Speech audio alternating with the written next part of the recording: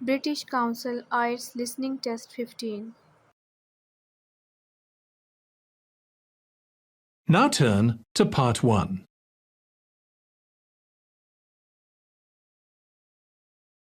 Part 1.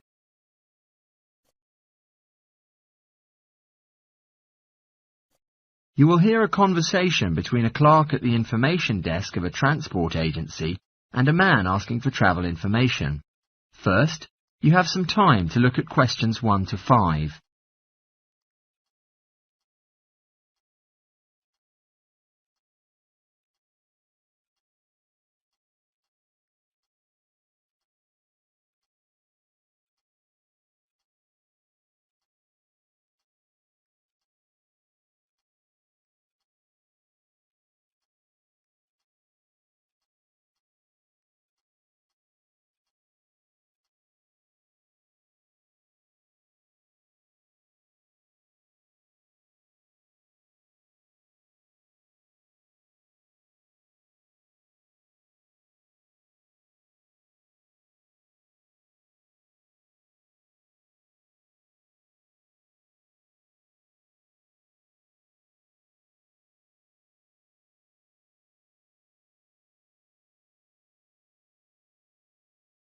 Now we shall begin.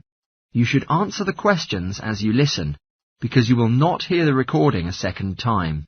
Listen carefully and answer questions 1 to 5. Morning. Thanks for calling Metrolink. Is there anything I can do for you?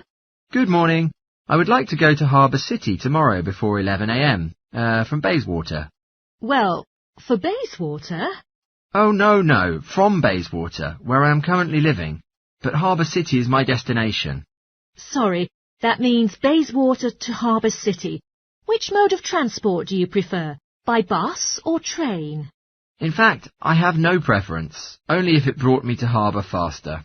Well, if you take an express train, you'll be right in Harbour within an hour from departure. Let's see. Yes, I recommend you to get on the 9:30 a.m. express. Sounds perfect. So, at which station should I get on the train? Helendale is the nearest station to you. Henlandsvale? Did you say that? No, Helendale. That's Helendale. Then how can I get there fastest? Let me see. Please wait a minute. I need to have a look. It says you probably have 2 options for the routes. The first one is the 7:06 bus from Bayswater Shopping Centre to Central Street. There will be another bus that can take you to the train station. Or, if you don't mind walking directly to Central Street, like a couple of kilometres, then you can take the bus there, bringing you to the train station. Sure, but which bus is that, the one in Central Street? The 7:02 will take... Oh, sorry, it's the 7:82 that will take you to the station. I believe walking will be fine, so option 2 might seem better to me. When should I arrive at Central Street to catch the bus? There are 2 buses that you can catch and get to the station on time. One just before 9 o'clock, one right after. Yet in the morning it might be better to take the earlier one, just in case of a traffic jam or something like that. I'd like to say the 8:55 one is more reassuring than the 9:05 one. Sure, I don't want to miss the train, so the 5 to 9 one will be better. Before you hear the rest of the conversation, you have some time to look at questions 6 to 10.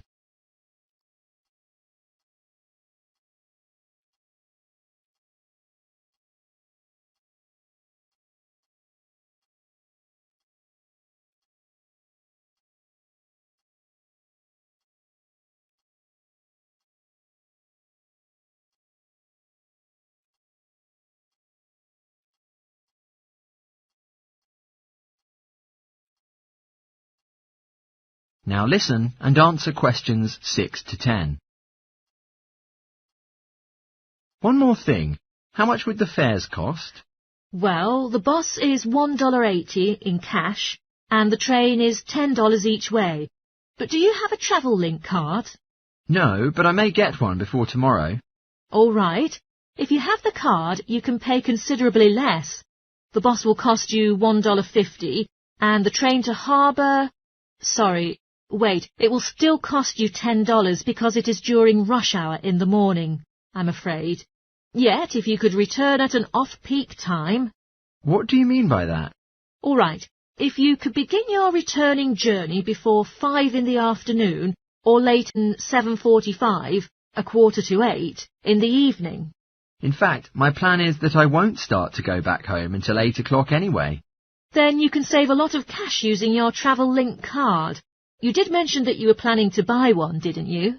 Yes, today. Maybe later. I'll pick one up. It means with cash it would cost you $10, but if with your card you will only pay $7.15 for returning. Thank you. Is there anything else I can help you with?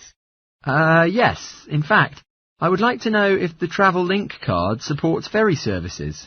If the ferry services is Harbour City ferries that connect the northern and southern banks, then yes. They are commuter ferries. A one-way trip costs $4.50, but with the Travel Link card you will enjoy a 20% discount, and the cost will be $3.55. So, $3.55 for it. What about the tour boats? You mean those ferries going upriver on sightseeing tours for tourists? No, they do not belong to the Travel Link company, and they only take cash and credit cards. Oh, I see. So, I may believe that you might not know how much they cost for one tour? Actually, I do know. I took a friend to the trip upriver just last week. We decided to go on an afternoon tour, and it cost us $35 each.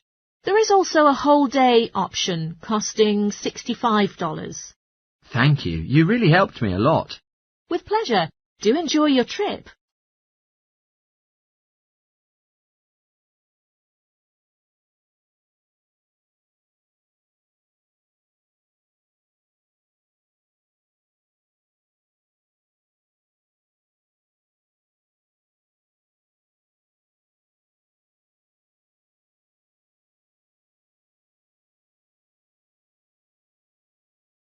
That is the end of Part 1.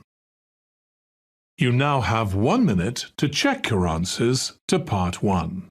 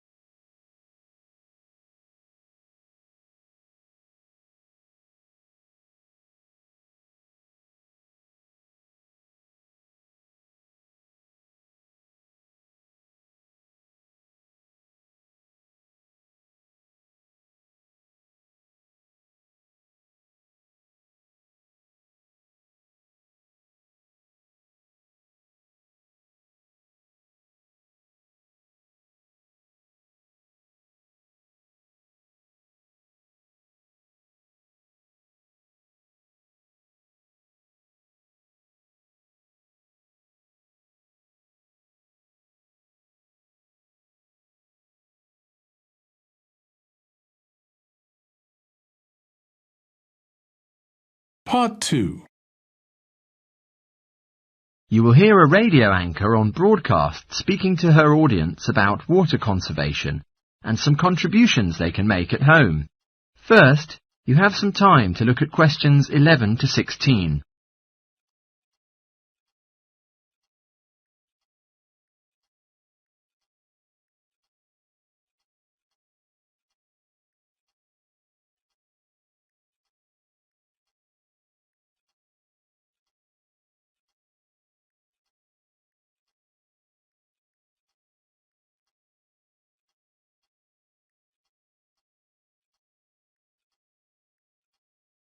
Now listen carefully and answer questions 11 to 16. Good morning, ladies and gentlemen. Thank you for returning to Action Radio. We are here talking about current affairs and global issues. I am Jo, and today our focus will be on discussing the very concerning issue of the significance of water conservation and how you can make your own contribution at home. The most universal wasted energy of all the domestic kinds is heat. Yet since my house has well-insulated walls, I'm lucky enough not to need to do anything about this problem. Yet, I still found out that a large amount of water was wasted owing to my way of life. I looked into a few approaches online, trying to reduce my water usage as much as possible, and have been pleasantly surprised to figure out that there are experts in that field who can make some instant changes to my home. But the only dark side is this work is so costly that there are no means for me to get financial help. Now, if any of you listeners are interested in reducing your energy usage, here are a couple of easy and positive changes you can make immediately. A lot of the magazines will recommend that you change your bulbs for those with energy-saving capabilities. However, I have found that these make little difference to your electricity bill, and they also severely reduce the light levels in your home. Instead, simply switch off all plug sockets and appliances to make an immediate saving on your electricity consumption. If this doesn't make enough of a saving for you, you could later turn down the thermostat as well. Even though my energy provider gave me a discount on my bills for prompt payment, this doesn't make enough of a saving for my monthly bill, considering the amount of energy that I was using. So, I felt like switching to another provider. Not only could I make a considerable monthly saving, but also get other perks from the new company. The bills can now be paid online, for instance, which was a thrill to me because it saves me from driving to the bank. If our contract endures more than 1 year, they will also provide me with a deduction for all the energy-saving appliances I am currently using. Now, many of you listeners will have an electricity meter at home, so I'm very sure that all of you will know the problems associated with them. These meters can occupy a lot of room in your home and can be very unsightly if you cannot tuck them away in a cupboard. Mine is very large and it measures both gas and electricity usage. But it is nicely hidden in the coat cupboard, and I'm lucky enough to escape from accessing it easily. But the cons about this is that whenever I need to take a meter reading, I'll have to use a torch because it is hidden in darkness, and without a flashlight, I can't read the numbers on the screen correctly. I recently extended my house with a new room that gives us a bathroom with a low-energy boiler, so I'm able to take long showers guilty-free. My walls are thick and well insulated. But disappointingly, the window is a little drafty. Thus, I am about to make some investments by doing some upgrading. Given renewable energy, I initially thought about installing solar panels on the roof to heat the water rather than applying a new low-energy boiler, which was the price-friendly alternative. But I finally determined that the panels would make my house ugly on the exterior, in spite of their ease of technical use. Before you hear the rest of the talk, you have some time to look at questions 17 to 20.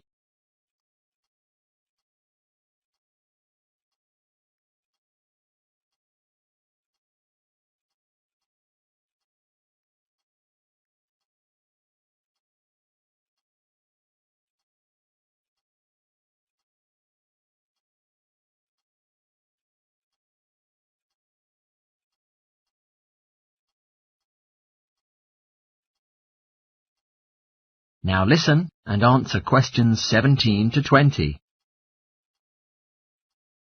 Now, if you are keen on taking long showers, as I am, switching from baths to showers doesn't change much on your total water usage. Instead, some small effective changes can be quite helpful and efficient. When making a cup of tea, for instance, before boiling water, measure out the amount that you need during the procedure. Also, when brushing teeth, use a cup of water instead of leaving the tap water running. I would recommend you not to fill up the washing machine before switching it on, because I found out that the clothes were not thoroughly cleaned. Also, call a plumber to fix your dripping taps. This will give rise to a great reduction of water being wasted. Before finishing today's show, I'd like to address 2 questions that we often get asked by listeners. We had some great feedback about our answer to last week's question on how to calculate the price involved in powering domestic appliances. So, let's see how we do this week. One of the most commonly asked questions this week was, which device is the lowest energy option for watching films? The simplest answer is that the smaller the screen, the lower the energy used. One of our listeners wrote in with a question that made me chuckle, And the answer is yes. Solar panels only work when the sun is out. Now, on a more serious note, a number of you wanted to know what the most efficient temperature is to set the thermostat to. The answer is that the closer you set it to room temperature, the lower the energy used. Before saying goodbye today, I'll give you one last tip. Turn off all the lights when you leave the room.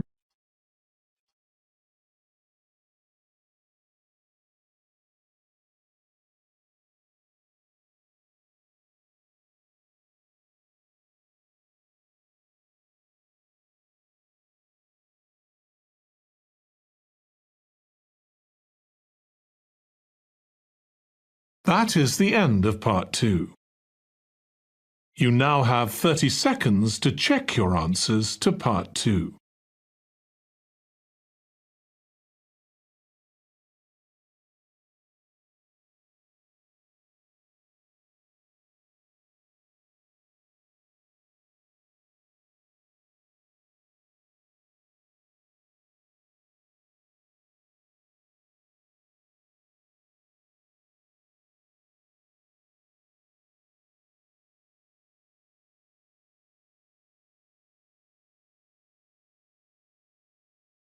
Part 3.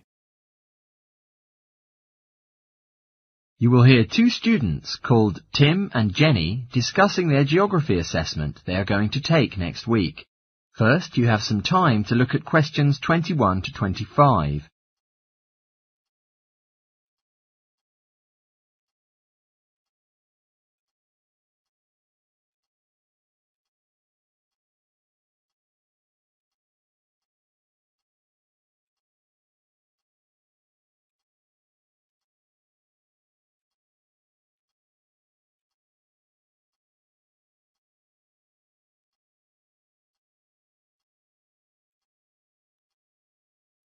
Now listen carefully and answer questions 21 to 25.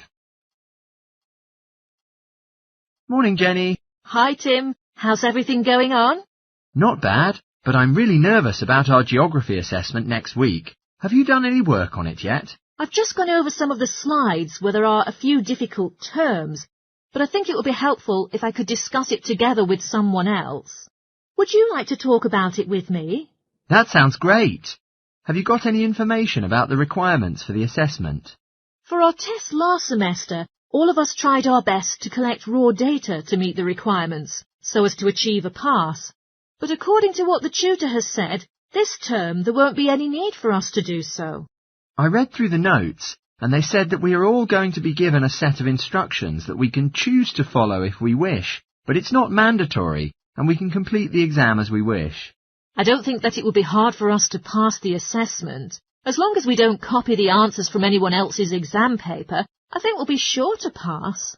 Definitely, I agree. Shall we put on a slideshow presentation with the information on all kinds of volcanoes? I think it will really help us to revise the revision. OK, great. First, let's look at Pompeii, which is regarded as the most famous one among all the volcanoes. Therefore, we might find it much easier to find a large amount of information about it on the net. I think we should exclude some of the pictures in the presentation, since many people were killed, and some of them can be quite disturbing. It is so lucky that there is going to be a double free break today, so we will have a bit of time to modify this together. Well, the next one to mention is Mount Fago. This is an ancient, mythical volcano, whose site is still ambiguous. In Mexico, as well as the USA, there are mountainous regions, both of which are rumoured to be the location of this volcano. It's not that reasonable to list two unrelated locations for one volcano, but since no one has been capable of figuring out which is the correct one, we have no choice. It's amazing that we cannot find any other example of a volcano in existence today that is haunted by so much mystery. Definitely yes. I suggest we'd better search online for some information about Mount Etna in Sicily, which is well known for the stunning panoramas that one can appreciate from its peak. According to Google, it's a relatively new volcano compared to the others in the nearby region. That's the reason why it has very few of the features found in older volcanoes. Oh, interesting. Might we present any information on Mount Hurton? Because I don't think that any of the other students have carried out much of a survey into it, even though it has several unique traits. Well, then I think we can just ignore it, since it's a man-made volcano and not that closely linked to our syllabus, and probably won't be tested in the exam questions. Before you hear the rest of the talk, you have some time to look at questions 26 to 30.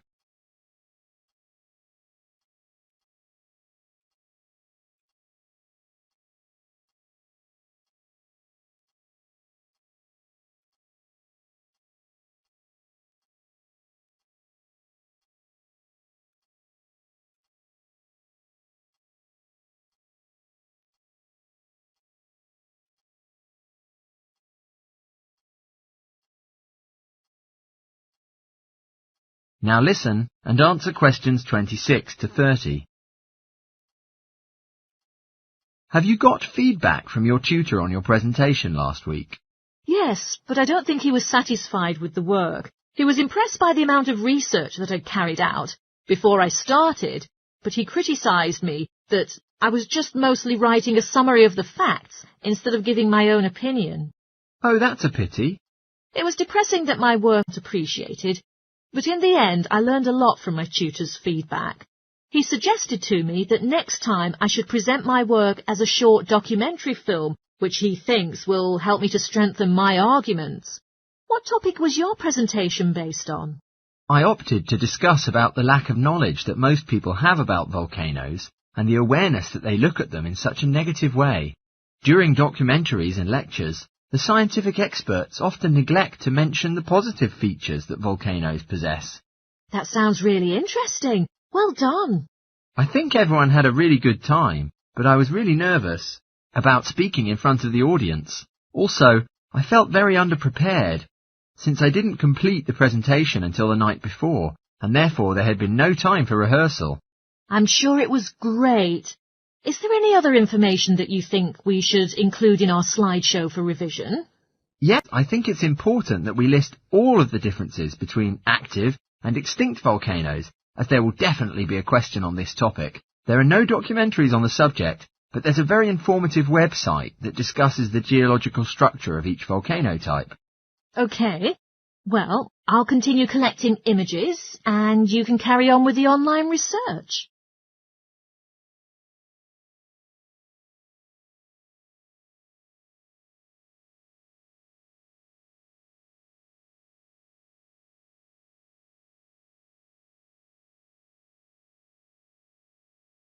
That is the end of part 3. You now have 30 seconds to check your answers to part 3.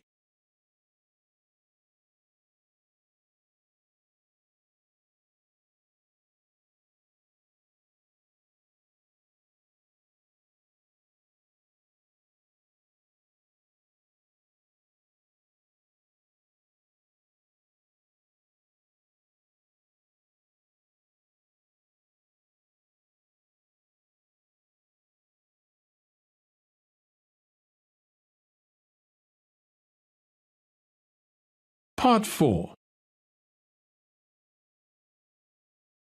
You will hear part of a lecture in a zoology course talking about New Zealand birds and their protection.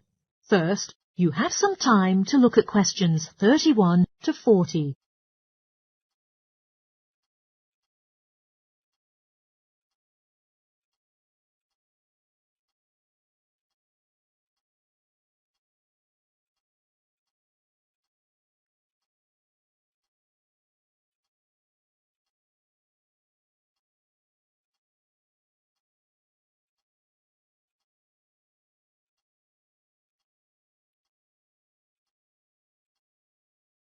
Now listen carefully and answer questions 31 to 40. Ladies and gentlemen, good afternoon. In this session, we're going to talk about birds indigenous to New Zealand, delving into the facts and analysing methods of protecting these species from extinction. It may be a surprise to you to know that there are thousands of bird species that are endemic to New Zealand. In other words, they are rarely found anywhere else throughout the world. Because quite a large number of these birds make a living on a diet of freshly caught fish, They often nest alongside the coastline or follow the neighbouring river, if necessary, to track freshwater fish. Once they have mated, the female will collect twigs and pieces of debris to build nests where she can hatch her eggs under safe circumstances, out of the reach of predators. When the first immigrants landed on New Zealand, roughly 7 centuries ago, rats were carried on the ships with them. The rats flourished in the warm climate and gradually became a threat to the native bird populations, particularly to the flightless species. In 1984, researchers discovered that just 3 pairs of flightless bird species remained in existence, and that even these faced severe pressure. Now, New Zealand is a global pioneer in facilitating the recovery of severely endangered species from the brink of extinction. Every year, researchers conduct certain surveys aimed at monitoring the fluctuation in the levels of bird numbers and species living in New Zealand. Owing to migration patterns of a few bird species, it is far from easy to accurately estimate the bird numbers, since many may have flown to other regions in search of mates and warmer climates, and thus may not be included in the investigation. Probably there is a sensitive link between bird numbers and environmental influences, especially those closely linked to human activities. Routine activities such as farming or building houses can have a massive impact on the local populations. Forests that play a role of a habitat for thousands of birds can be entirely eradicated to produce fields for cropping, or to provide wood for construction, which has a catastrophic impact. It is not only the activities of humans that threaten the living conditions of bird species, but the population of many predatory animal species has dramatically risen in New Zealand. One of these predators is the Mantani snake, which was introduced from Australia and has decimated the population of killdeer birds. These birds nest on the ground, and often return to find their eggs have been devoured by the egg-eating snakes. One cannot dismiss, of course, the disadvantages that nature itself imposes on the survival of many bird species. Natural disasters such as storms can be devastating, tearing apart forests and leaving thousands of destroyed nests in their wake. Monsoons flood the rivers and often drown many of the flightless bird species that are unable to escape.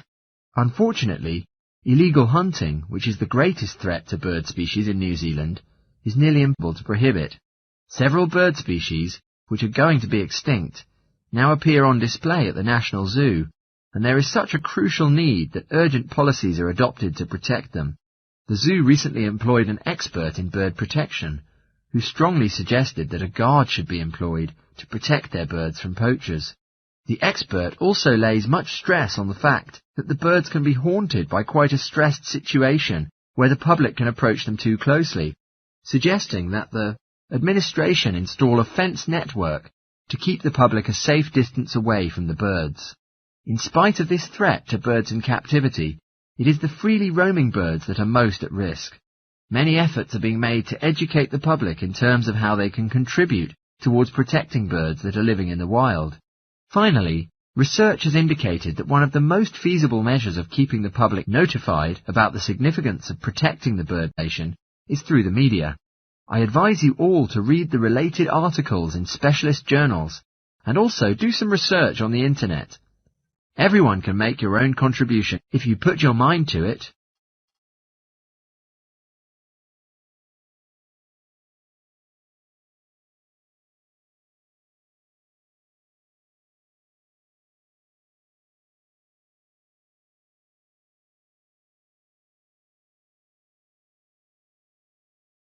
That is the end of Part 4.